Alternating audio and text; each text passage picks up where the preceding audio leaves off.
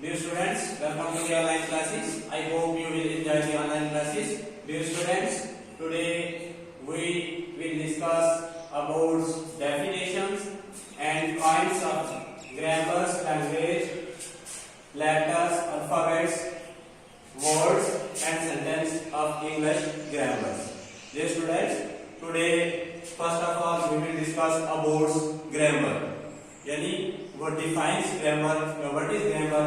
It is means by which we can learn to read, write and speak any language correctly. It is means by which we can learn to read, write and speak by any language correctly. कहने का मतलब ये कह रहे हैं कि grammar का मतलब ये होता है कि by which we can learn, हम सीखते हैं, क्या सीखते हैं? किसी भी लैंग्वेज को, किसी भी जुबान को पढ़ना, लिखना और बोलना सीखते हैं सही तरीके से, उसको क्या बोला जाता है? ग्रामर बोला जाता है. Dear students, next we will discuss about language. Dear students, आपको अभी ग्रामर का कंसेप्ट क्लियर हो चुका होगा. अब हम देखते हैं दूसरा हमारा टॉपिक आ रहा है लैंग्वेज, मतलब दूसरी डेफिनेशन. सबसे पहले हम ग्रामर लैंग्वेज की डेफिनेशन देखेंगे. लैंग्वेज का उर्दू मीनिंग जो आता है वो हमारे पास क्या है? जुबान. Language is the means by which a person share his thoughts. Language is the means by which a person share his thoughts and feeling to any other person is called language. यानी जुबान वो होती है जिससे एक बंदा अपनी सोच या अपनी फीलिंग मतलब क्या कहता है, शेयर करता है किसी दूसरे बंदे के साथ, उसको क्या बोला जाता है? लैंग्वेज बोला जाता है. अब स्टूडेंट्स, हम लैंग्वेज की काइंड्स देखेंगे. काइंड्स ऑफ लैंग्वेज कितनी है? तो फर्स्ट ऑफ ऑल हम लिखेंगे लैंग्वेज की kinds.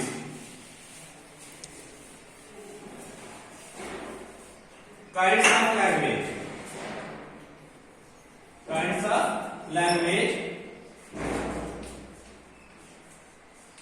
Students, kinds of language, language की काइंड्स कितनी है? 3. First is oral language,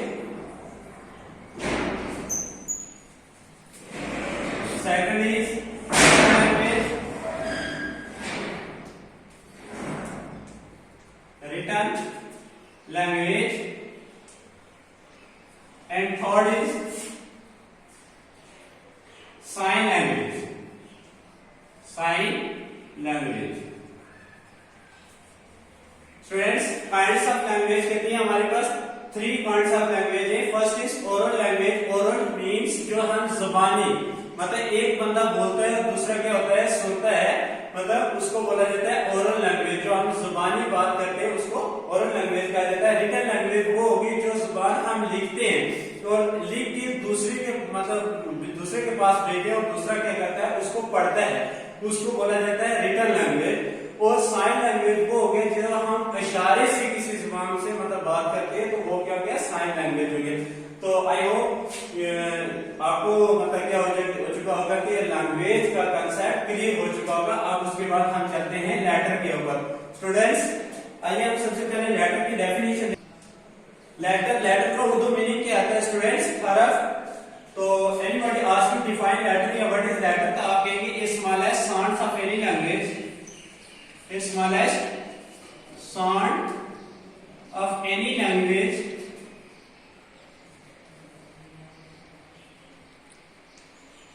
which cannot be divided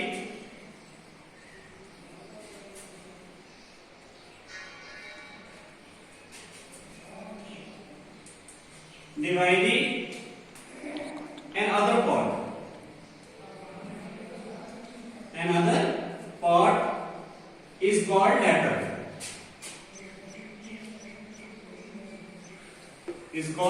letter. Students, कहने का मतलब ये करें कि smallest sounds of any language, एक छोटी सी आवाज किसी भी जुबान की जो किसी दूसरे हिस्से में नहीं डिवाइड की जा सकती, उसको क्या बोलते हैं? लेटर कहते हैं.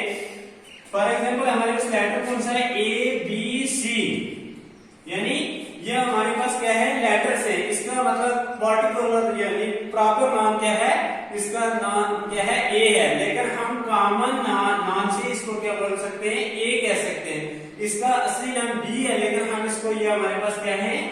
इसको भी लेटर कहेंगे, इसको भी लेटर कहेंगे. हमारे पास 3 क्या आ गए? लेटर आ गए. और उसके बाद आता है काइंड्स ऑफ लेटर. स्टूडेंट्स सबसे पहले हम लेटर से पहले हम अल्फाबेट्स देखेंगे, मतलब लेटर की डेफिनेशन तो आगे, उसके बाद हम देखते हैं अल्फाबेट्स। अल्फाबेट होते क्या है? अल्फाबेट्स की डेफिनेशन है students a systematic table of letter, a systematic table of letter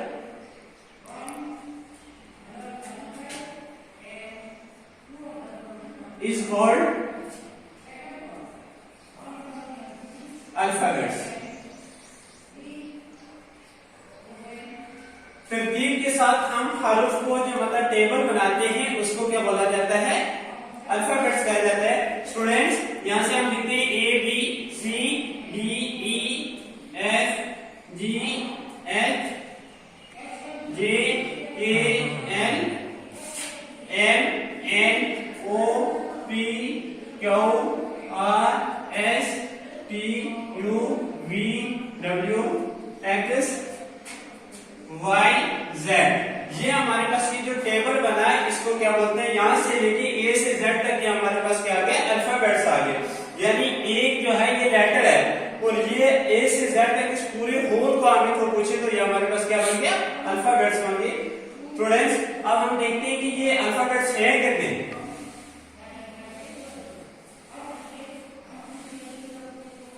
Alphabet, as you know, there are 26 letters. There are 26 letters in our English alphabets. In our English alphabet, हमारी English की हरूफी तर्जीह में यानी alphabets में कितने letters हैं? 26 letters हैं। तो इनकी टाइप्स जो है हम लिखेंगे, but in those 26 letters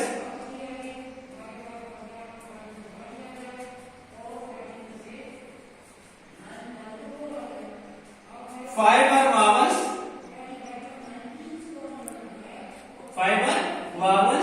and 21 are consonant। 21 are consonant। अब हमें पता चला कि लेटर की कितनी टाइप्स हैं? 2 कॉन्सोनेंट। कितनी टाइप्स है? 2। 5 उसमें से वावल्स हैं, 21 क्या है? कॉन्सोनेंट है।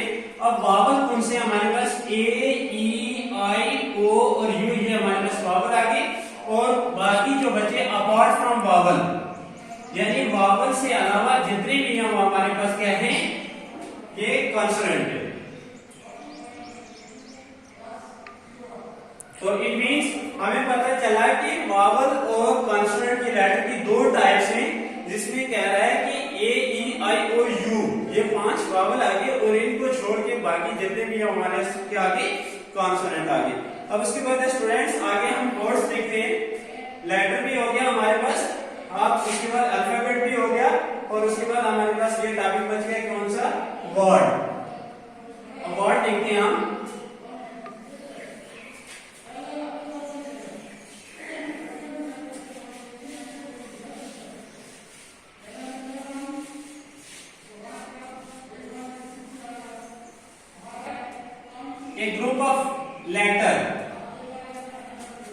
A group of letter is called words, यानी a group of letter is called words। हरूफों का ग्रुप। फॉर एग्जाम्पल हम यहाँ देखते हैं हरफ क्या हमारे पास? ई पर की हम देखते हैं एग्जाम्पल, जैसे ओ जी और डी। स्टूडेंट्स ये हमारे पास 3 के आगे लेटर आ गए, ओ फर्स्ट, जी सेकंड और डी क्या हमारे पास थर्ड। ये 3 लेटर आ गए। जब इसको हम ग्रुप बनाते हैं यानी इनको इकट्ठा करके लिखते हैं जी ओ डी गॉड्स, और ये हमारे पास पूरा क्या आ गया? वर्ड्स आ गया। देखिए एक ग्रुप ऑफ लेटर्स यानी हरफों का ग्रुप, जिसको क्या बोलते हैं? वर्ड कहा जाता है। तो हमें ये 3 लेटर डिफरेंस थे यानी अलग अलग लिखे थे, जब इनको हमने इकट्ठा करके एक ग्रुप बनाया तो ये हमारे पास क्या बन गया? वर्ड बन गया। लेटर जुड़ के क्या बनता है? वर्ड बनता है। अब वर्ड जुड़ के देखिए क्या बनता है हमारे पास? नेक्स्ट है हमारे पास सेंटेंस। क्या है? सेंटेंस। स्टूडेंट्स सबसे पहले हम सेंटेंस की डेफिनेशन देखेंगे। एक group of words complete sense. Letter which make complete sense is called sentence. Complete sense is called sentence.